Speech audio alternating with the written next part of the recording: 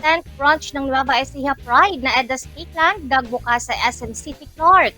Maaari nang matikman sa Pampanga ang Nueva Ecija Pride ng mga produkto ng Edna's Cakeland dahil sa kanilang pagbubukas ng ikasampung branch nito sa SM City Clark noong May 4, 2024. Pinangunahan ng may-ari at CEO na si Miss Edna Gonzalez ang engranding pagbubukas nito para sa nalalapit na Mother's Day.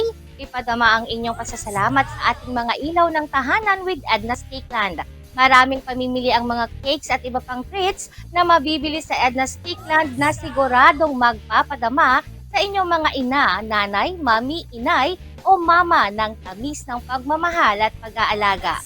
Bisitahin sila sa ground level malapit sa food court ng SM City Clark at para sa mga advance order ay maaring magpadala ng mensahe sa www.ednascakeland.com at pick upin sa SM City Clark ang inyong mga orders.